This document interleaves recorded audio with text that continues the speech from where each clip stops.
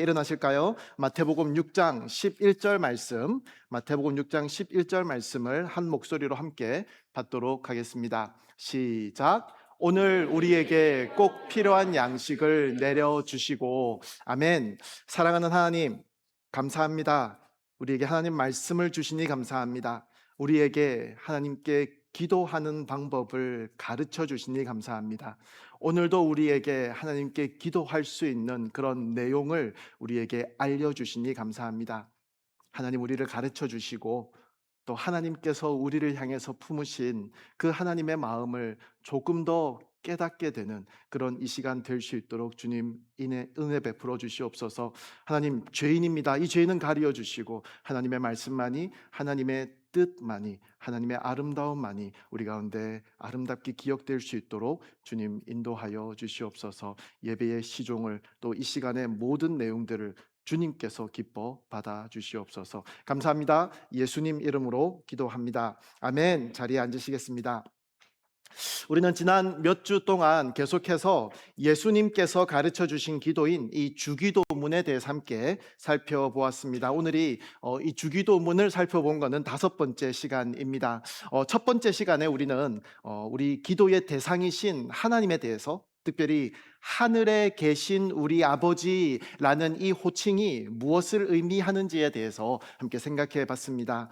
그리고 이어서 하나님에 대한 간구가 3가지가 있었죠. 하나님에 대한 간구 3가지를 함께 살펴봤습니다. 하나님의 이름과 또 하나님의 나라와 또 하나님의 뜻에 대해서 함께 묵상을 했습니다. 자, 이제 오늘부터는 주기도문의 후반부에 해당하는 내용입니다. 오늘부터 4번에 걸쳐서 우리에 대한 간구가 4가지 등장을 하는데요. 그 부분들을 오늘 살펴보도록 하겠습니다. 오늘 본문을 영어로 보면요, Give us라고 시작을 합니다. 달라는 그런 뜻이죠. 그리고 이어지는 그런 구절들을 쭉 보면은 Forgive us, 용서해 주십시오. Lead us not, 유일한 부정문인데요. 보호해 주십시오. 그리고 Deliver us, 구원해 주십시오. 이런 간구들이 등장합니다. 그러니까 주기도문 전반부에서 우리는 하나님이 누구이신지, 하나님의 관심이 어디에 있는지, 그리고 우리가 하나님과의 그런 관계 안에서 어떤 책임 가운데 있는지에 대해서 우리가 고백한 후에, 이제 예수님은 우리의 삶과 관련된 그런 구체적인 내용들을 기도하도록 우리를 부르고 계신다라는 말씀입니다. 자, 이 주기도문의 후반부의 내용과 관련하여서 우리에 대한 이 간구들을 구체적으로 우리가 살펴보기 전에 이 4가지 구절들에 대해서 먼저 우리가 반드시 기억해야 할 것 2가지를 먼저 말씀을 드리겠습니다. 첫 번째는 이것입니다. 우리를 위한 이 4가지 간구는 우리가 얼마나 하나님께 전적으로 의존하는 존재인지를 보여주는 구절들입니다. 우리는 하나님의 형상대로 지음을 받았습니다. 이것은 우리 피조물 가운데서 가장 높은 신분이고 가장 귀한 위치에 우리 인류가 서 있다라는 그런 뜻이죠. 하지만 그렇기 때문에 우리는 더 철저하게 하나님께 의존하여서 살아가야 하는 존재라는 것입니다. 우리는 하나님의 특별한 창조물이고요, 하나님의 형상을 지닌 그런 존재입니다. 그러므로 우리는 우리 마음대로 살아갈 수 없다라는 것을 기억해야 합니다. 우리는 이 땅에서 하나님을 대표하는 존재이기 때문입니다. 그렇기 때문에 우리는 결코 하나님과 상관없이 독립적으로 우리 마음대로 존재할 수 없으며, 하나님과 긴밀하게 연결되어 있고 하나님 없이 우리의 삶은 유지될 수 없다라는 것을 기억해야 한다는 것이죠. 주기도문에서 우리가 간구하는 것, 이 4가지, 일용할 양식, 죄사함, 시험에서의 보호, 악으로부터의 구원, 이 모든 것은 오직 하나님에게서만 오는 것입니다.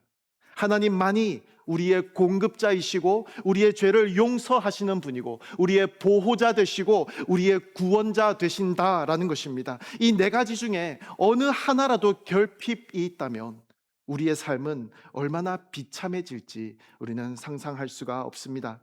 우리가 하나님 앞에서 어떤 존재인가, 이 정체성을 바로 아는 사람은 하나님 앞에 겸손과 하나님을 철저하게 의존함으로 나아갈 수 있다라는 것이죠. 우리는 이 네 가지 도움을 하나님께 받아야만 하는 존재이다라는 것입니다.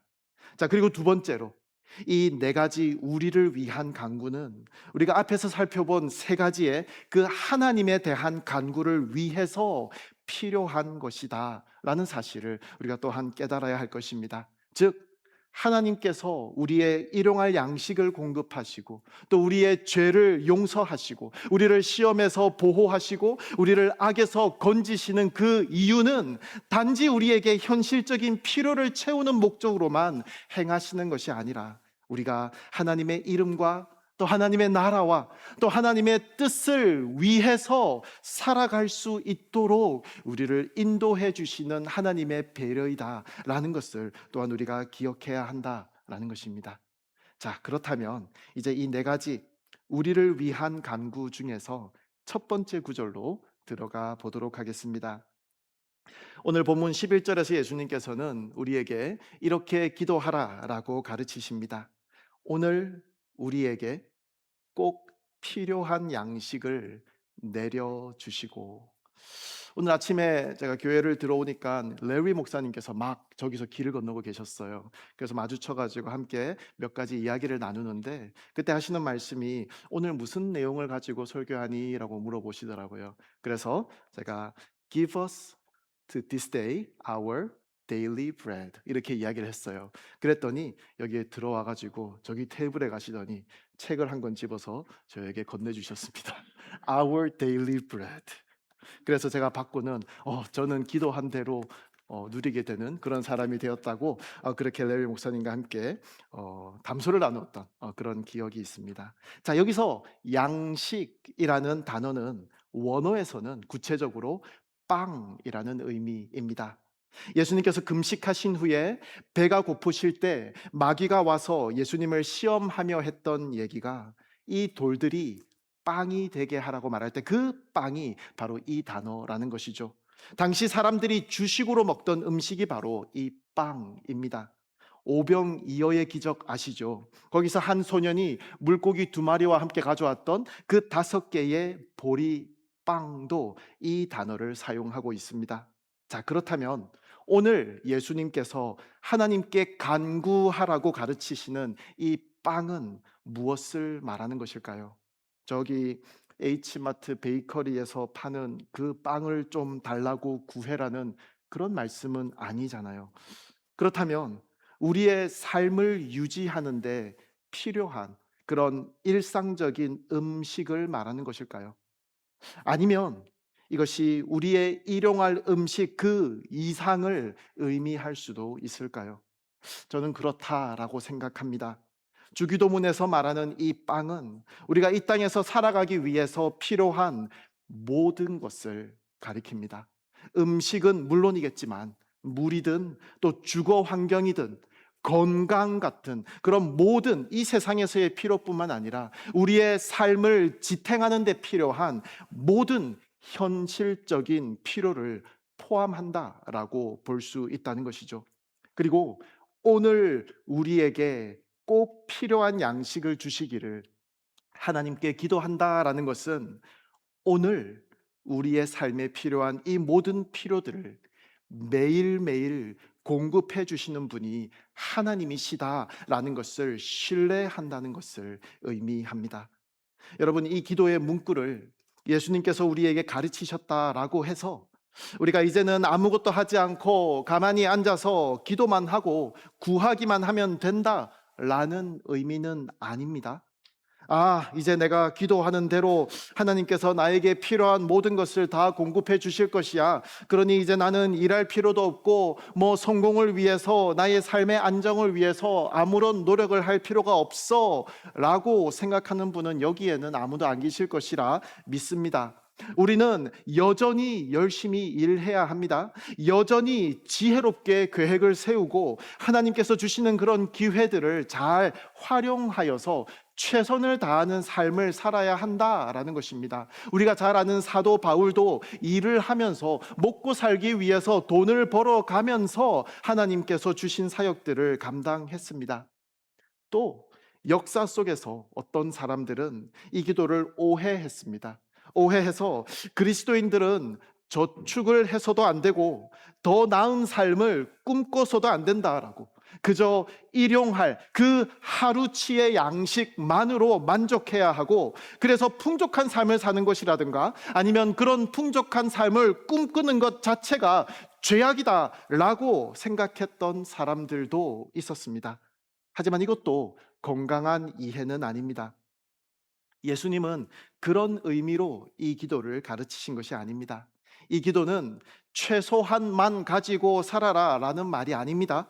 이 기도는 하나님께서 우리 매일의 필요를 채우시는 분이다 라는 사실을 인정하고, 우리가 가진 모든 것이, 우리가 누리는 모든 것이 하나님에게서부터 온 것임을 고백하는 그런 기도이다 라는 것을 우리가 먼저 기억하기를 원합니다.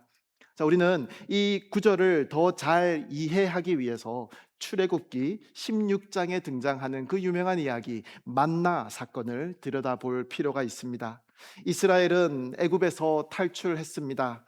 그리고 그들은 물도 없고 음식도 없는 광야 한가운데 서 있다는 사실을 깨달았습니다.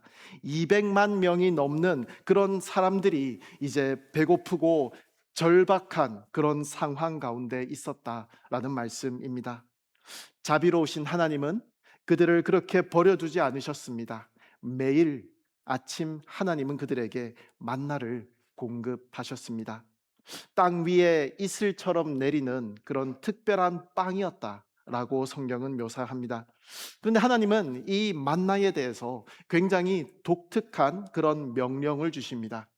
딱 하루치만 그날 먹을 만큼만 거두라 라고 말씀합니다. 그렇게 명령을 주셔도 꼭 어딜 가나 말씀대로 하지 않는, 시키는 대로 하지 않는 사람들이 있기 마련이죠.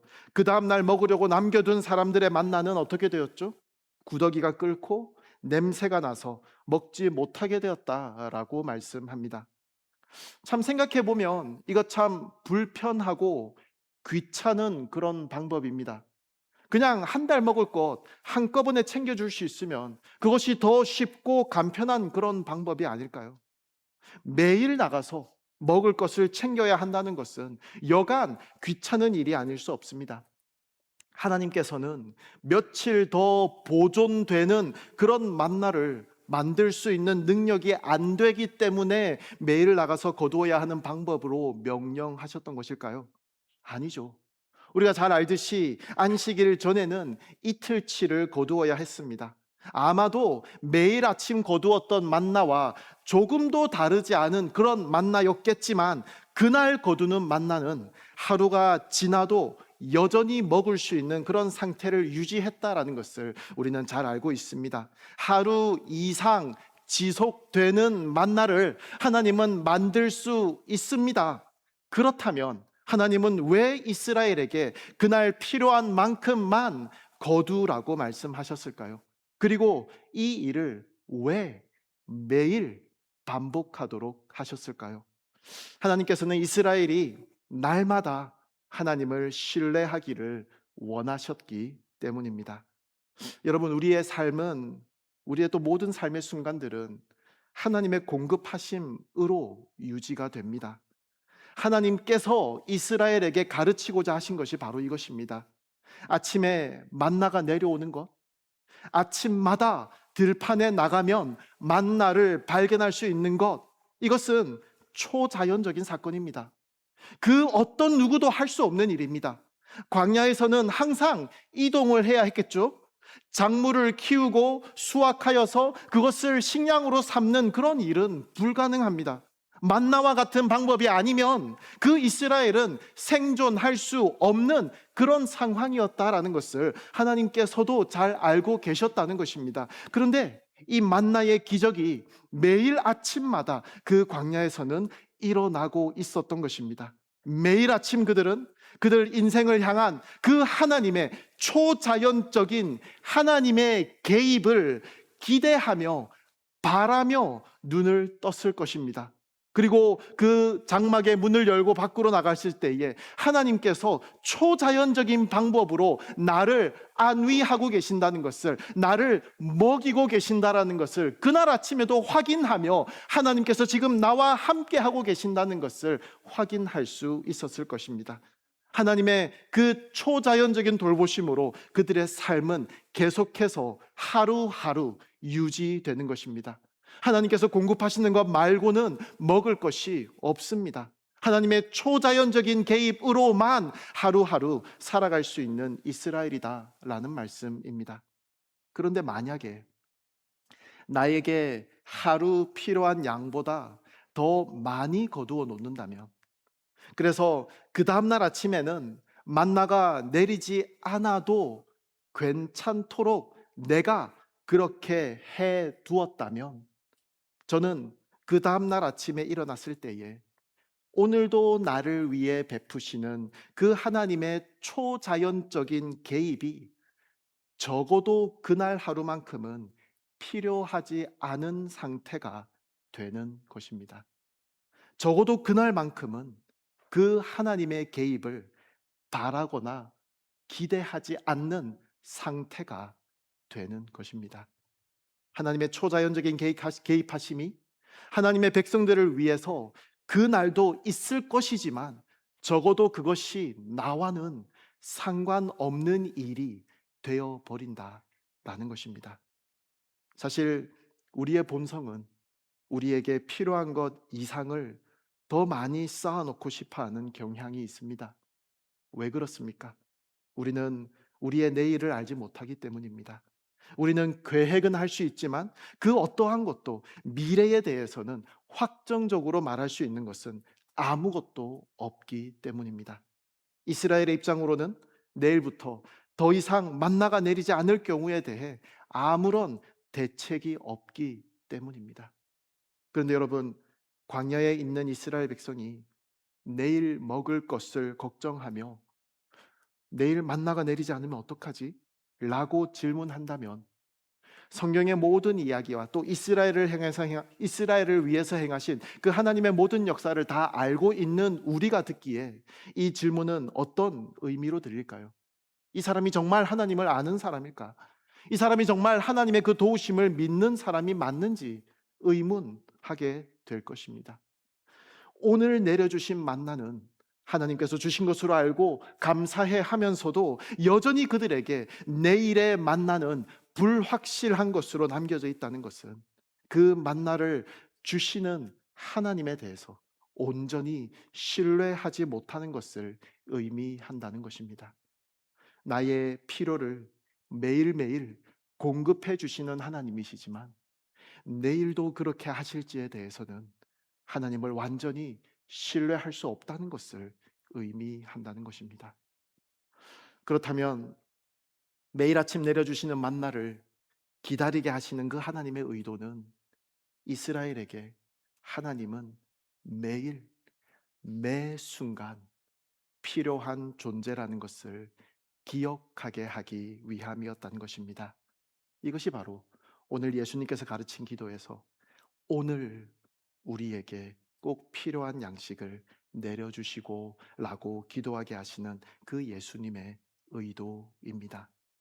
하나님께서는 우리가 매일매일 매 순간 하나님을 필요로 하는 존재로 하나님께서 우리를 만들었다는 그 사실을 기억하기를 원하신다는 것입니다. 우리에게는 하나님의 도우심이 필요 없는 순간이 단 한시도 없다라는 것을 하나님께서는 우리로 하여금 기억하기를 원하신다라는 것입니다. 학교에 입학하기 위해서, 직장에 들어가기 위해서 지원서를 내고 이력서를 제출할 때뿐만이 아니라 그 학교에서 공부하는 모든 나날들도, 그 직장에서 일하는 모든 시간들도 우리는 우리를 도우시는 하나님이 필요하다는 것입니다. 인생에 감사한 그런 일들이 생기고 인생에 평안한 그런 일들이 생겼을 때 말고, 인생에 어렵고 힘든 일이 생겼을 때 그 모든 상황들에도 우리는 매 순간 우리를 붙드시는 하나님이 필요하다는 것을 우리는 기억해야 한다는 것입니다. 병을 얻어서 몸이 연약하여서 마음이 지쳐 있을 때뿐만이 아니라 건강한 몸과 마음을 가지고 상쾌한 아침을 맞이하는 그런 나날들을 매일매일 보내고 있을 때에도 우리는 여전히 우리를 향한 그 하나님의 공급하심이 필요한 그런 존재라는 것을 하나님께서는 우리로 하여금 기억하기를 원하신다라는 것입니다. 사랑하는 여러분, 궁핍한 중에 계십니까? 오늘 우리의 필요를 채우시는 하나님을 부지런히 찾으시기 바랍니다. 평안한 가운데 계십니까? 당황스러운 일 없이 계획하고 기대한 대로 하루하루가 평탄하게 그렇게 지나가고 계십니까? 여전히 오늘 우리의 필요를 채우시는 하나님을 부지런히 찾으시기 바랍니다. 우리 앞에 놓여 있는 모든 삶의 여정 중에서 우리의 필요를 채우시는 하나님의 도우심이 필요하지 않은 날은 단 하루도 없다는 것을 우리가 인정하고, 나의 힘과 나의 능력과 내가 지금까지 쌓아 올린 그런 모든 것들이 아닌 하나님의 도우심을 항상 의지하고 구할 수 있는 그런 우리 모두가 되기를 바랍니다. 여러분, 성경이 말하는 하나님의 도우심, 하나님의 그 돌보심은 단순한 동정이나 자비가 아닙니다. 하나님이 우리의 필요를 채우시는 이유는 그저 우리가 연약한 사람이기 때문에, 그저 우리가 불쌍하기 때문에 우리를 채우시는 것이 아니라는 것입니다. 성경은 분명하게 말합니다. 하나님께서 우리를 먹이시고 하나님께서 우리를 입히시고 돌보시는 이유는 우리가 언약 안에 있는 하나님의 백성이기 때문이라는 것입니다. 이스라엘이 광야에서 만나를 먹을 수 있었던 이유는 그들이 실력이 있어서가 아니었고 하나님께 충성해서도 아니었습니다. 하나님께 불순종하고 계속해서 돌아서려고 했던 그런 그들이었습니다. 그럼에도 하나님께서 그들을 먹이시고 입히셨던 이유가 무엇입니까? 하나님께서 아브라함에게 세우신 언약, 이삭과 야곱에게 이어진 그 언약 때문에, 하나님의 하나님 되심 때문에 하나님은 그들을 책임지셨던 것입니다. 그리고 오늘 우리도 마찬가지입니다. 하나님이 우리에게 꼭 필요한 양식을 책임지시는 이유는 우리가 잘나서가 아니라 그리스도의 피로 세워진 그 언약 안에 있기 때문에 하나님께서는 우리를 책임지신다는 사실을 또한 우리는 기억할 수 있기를 원합니다. 자, 이제 우리말 성경에서는 양식이라고 번역하고 있지만 실제로는 빵이라는 뜻을 가진 이 단어가 포함하는 의미를 이제 조금 더 넓게 생각해 보기를 원합니다. 왜냐하면 하나님은 우리가 이 땅에서 살아가는 데 필요한 모든 물질적인 그런 필요만을 공급하시는 분이 아니라 우리 영육 간의 모든 필요를 공급하시는 분이시기 때문입니다. 하나님은 우리의 몸뿐만이 아니라 우리의 영혼까지도 돌보시는 분이라는 말씀입니다. 이 만나 사건에 대해서 모세는 신명기 8장에서 이렇게 설명합니다. 그분이 너희를 낮추시고 배부르게 하셔서, 아니죠, 배고프게 하셔서 너희나 너희 조상들이 전혀 알지 못했던 만나로 먹이신 것은 너희로 겸손하게 해 사람이 빵으로만 사는 것이 아니라 여호와의 입에서 나오는 모든 말씀으로 사는 것임을 가르쳐 주시려는 것이었다. 자, 그래서 이 책을 받았을 때 굉장히 감동이 있었습니다. 여러분, 우리는 빵으로만 살지 않습니다. 우리에게 빵이 전혀 필요 없다는 것을 말하는 것이 아닙니다. 우리는 살아가기 위해서 빵이 필요합니다. 하지만 이 빵은 우리 삶에서 필요한 유일한 것이 아니라는 말씀입니다. 이 신명기 말씀은 우리는 또한 여호와의 입에서 나오는 모든 말씀도 필요하다라는 것을 우리에게 상기시켜 주십니다. 여러분, 우리는 하나님의 말씀이 필요한 존재라는 것입니다. 이 땅에서 살아가는 우리의 삶은 이 땅에서의 필요를 공급하시는 하나님을 필요로 합니다. 동시에 우리의 영혼도 하나님의 것으로 채워져야 함을 우리는 기억해야 한다라는 것입니다. 제가 가끔씩 말씀을 이렇게 준비를 하고 또 주일날 부를 찬양 리스트를 고목사님께 받으면은 깜짝 놀랄 때가 있습니다. 왜냐하면 고목사님께는 본문이랑 제목 정도만 드리거든요. 어떤 내용으로 이야기할지를 구체적으로 말하지 않아요. 근데 고른 곡들을 보면 제가 하려고 했던 말을 그대로 하고 있습니다. 기도하는 사람은 다르다라는 그런 생각이 드는 그런 대목입니다. 제가 왜 이 이야기를 하냐? 지금 제가 시편 23편 이야기를 할 거거든요. 그래서 여호와께서는 나의 목자이시라고 고백하였던 그 다윗도 나를 푸른 목장에 눕히시고 잔잔한 물가로 인도하시는 이 땅에서의 나의 필요를 채워주시는 여호와 하나님을 노래함과 동시에 3절에 나의 영혼까지도 회복시키시는, 우리 영혼의 필요까지도 관심을 가지고 채워주시는 분이 하나님이심을 노래하고 있는 것입니다. 예수님께서는 오늘 우리에게 꼭 필요한 양식을 내려주시고 라고 기도하게 하시며 우리의 몸과 또 우리의 영혼이 모두 하나님께서 돌보시는 그런 대상임을 우리로 하여금 기억하게 하기를 원하셨다라는 것입니다.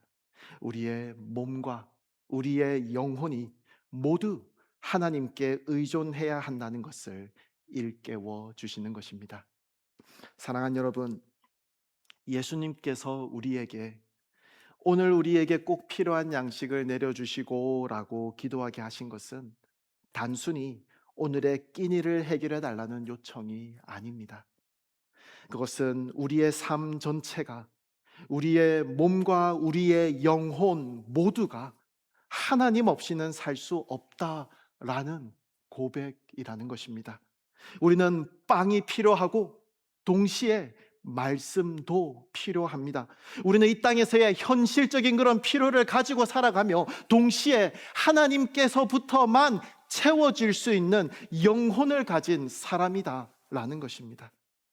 예수님은 이 기도를 통해서 하나님은 우리가 살아가기 위해 필요한 모든 것을 아시는 분이시며 그 모든 필요의 유일한 공급자이심을 우리로 하여금 매일 기억하게 하십니다. 우리의 육신도 우리의 영혼도 결국 하나님을 의지하지 않고서는 유지될 수 없다라는 사실을 인정하며 하나님 앞에 나아가게 하시는 것입니다. 자, 그런데 오늘 본문에서 마지막으로 우리가 주목하고 바라봐야 할 또 다른 하나의 중요한 단어가 있습니다. 뭐 이렇게 짧은 구절에서 또 무슨 단어가 중요하다고 그러십니까? 중요합니다.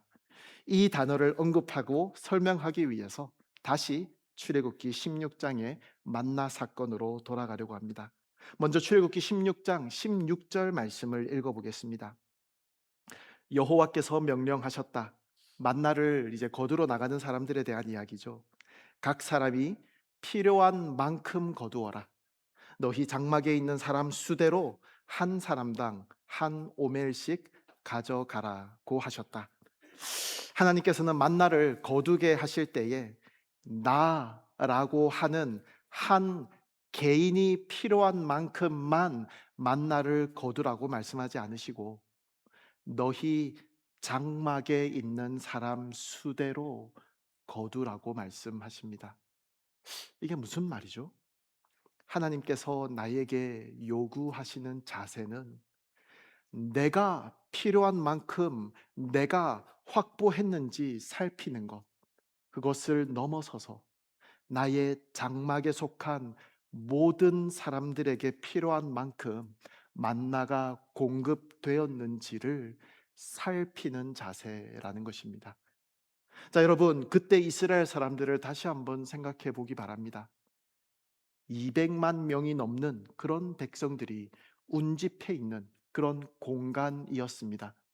우리 교회 이 공간 정도가 아니었겠죠. 한 도시 정도의 사이즈가 되는 그런 방대한 양의 그런 분량의 그런 땅에 속해 있는 사람들이었을 것입니다. 그들이 다 먹고 남음이 있는 양의 만나가 땅에 널려 있다면 그 규모가 얼마나 방대했을지 우리는 짐작할 수 있습니다. 자, 그렇다면 어떤 사람들은 그들의 장막과 아주 가까운 곳에서 만나를 거둘 수 있었겠지만, 또 어떤 사람들은 만나가 남아 있는 곳까지 가기 위해서 아주 오랜 시간 걸었어야 했을 수도 있습니다.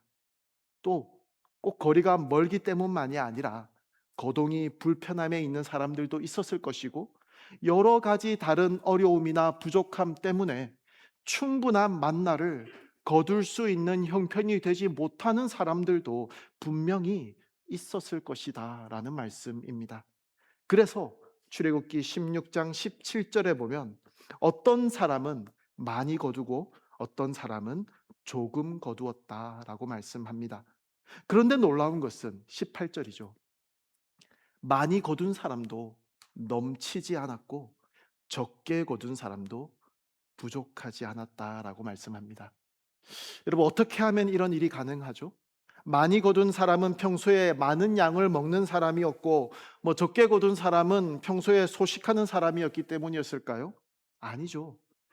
부족한 이들을 돌아보는, 그래서 서로 나눔이 있는 그런 아름다운 공동체의 모습이 이들 가운데 있었다라는 것입니다. 하나님께서는 우리의 필요를 따라 공급하실 때에 언제나 공동체 전체를 염두에 두고 일하신다는 사실을 보여주는 구절이라고 생각합니다. 그래서 예수님께서도 주기도문에서 우리에게 기도를 가르치실 때 오늘 우리에게 꼭 필요한 양식을 내려주시고 라고 기도하라고 가르치셨습니다. 사랑하는 여러분, 우리가 다른 이들보다 혹 더 안정적인 형편에 있다면 이것은 하나님께서 우리를 더 사랑하셔서 우리의 삶을 보호하셨다라는 증거이기 이전에 하나님의 백성 가운데 누군가의 필요를 감당하도록 우리를 그 자리에 두셨다는 그런 부르심이라는 것을 우리가 기억할 수 있기를 원합니다. 사도 바울은 고린도후서 8장에서 바로 이 만나 이야기를 다시 꺼내고 있습니다. 그는 고린도 교회에 편지를 쓰면서 재정적으로 어려움 가운데 있었던 그 예루살렘 교회를 돕는 헌금에 대해서 말하며 14절 이렇게 말합니다. 지금 여러분의 넉넉한 것으로 그들의 궁핍을 채워주면 후에 그들의 넉넉한 것이 여러분의 궁핍을 채워주어 서로 공평하게 될 것입니다. 그리고 곧바로 출애굽기 말씀을 인용하죠. 15절 기록되기를 많이 거둔 사람도 남지 않았고 적게 거둔 사람도 모자라지 않았다라고 한 것과 같습니다. 바울은 이것을 단순하게 불쌍한 사람을 돕는 어떠한 자선이나 선의의 행동으로 설명하지 않습니다. 그는 이것을 하나님께서 교회 가운데서 이루어 가시는 하나의 질서, 곧 은혜로 묶인 공동체 가운데 나타나야 할 모습으로 제시하고 있는 것입니다. 하나님은 교회를 각자가 자기 몫을 움켜쥐는 사람들의 모임이 아니라 하나님의 공급이 서로를 통해서 아름답게 흘러가게 하시는 그런 공동체로 우리를 세우셨다라는 것입니다.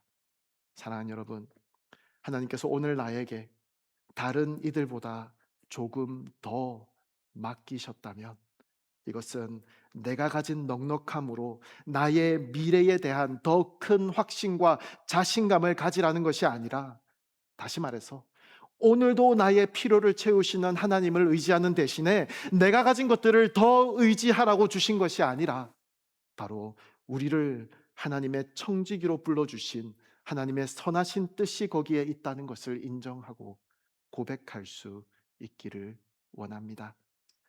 더 맡겨주셨다라는 것은 더 많이 하나님 나라의 방식으로 사용되어야 한다라는 것을 의미합니다. 우리는 청지기입니다. 사랑하는 여러분, 예수님께서 오늘 우리에게 꼭 필요한 양식을 내려주시고라고 기도하게 하신 것은 우리가 불안한 미래 앞에서 안심하고 살게 하시기 위함이 아닙니다. 오히려 그 기도를 통해서 우리가 오늘도 하나님 없이는 살 수 없는 존재임을, 그리고 하나님께서 오늘도 우리를 붙들고 계시다는 사실을 기억하게 하기 위함입니다. 우리의 삶이 안정되어 보이는 그 날에도, 우리의 형편이 넉넉해 보이는 그 순간에도 여전히 우리는 하나님의 공급하심 위에 서 있는 사람들입니다. 그리고 하나님께서 어떤 이들에게는 더 맡기시고 어떤 이들에게는 도움을 필요하게 하신다면 그것은 우연이 아니라 하나님의 지혜로운 섭리라는 것을 우리가 고백할 수 있기를 원합니다. 하나님은 교회를 각자의 생존을 지켜내는 사람들의 모임이 아니라 하나님의 공급하심이 서로를 통해서 흘러가게 하시는 공동체로 세우십니다. 우리가 가진 그 넉넉함도, 우리가 감당하고 힘들어하고 있는 그 부족함도 모두 하나님 앞에서는 하나의 이야기 안에 있다라는 것입니다. 오늘도 하나님의 어떤 장막의 풍성함으로 다른 장막의 결핍을 채우시는 그 하나님의 일하심으로 하나님의 백성들을 먹이십니다. 그러므로 사랑하는 여러분, 오늘 하루의 양식을 하나님께 구하며 살아가십시오. 그러나 그 양식이 나만을 향한 것이 아니라 하나님께서 오늘 교회 가운데 이루시고자 하는 그 하나님의 뜻 안에 있음을 기억하시기 바랍니다. 우리는 소유자가 아니라 청지기입니다. 우리의 삶은 독립된 어떠한 생이 아니라 하나님 안에서, 그리고 서로 안에서 유지되는 그런 삶입니다. 그리고 무엇보다 이 기도를 드릴 수 있는 것은 하나님의 아들께서 먼저 우리를 위해 그 생명의 빵이 되셨기 때문입니다. 그분 안에서 우리는 오늘도 담대하게 기도할 수 있는 것입니다. 오늘 우리에게 꼭 필요한 양식을 내려 주십시오. 기도하겠습니다.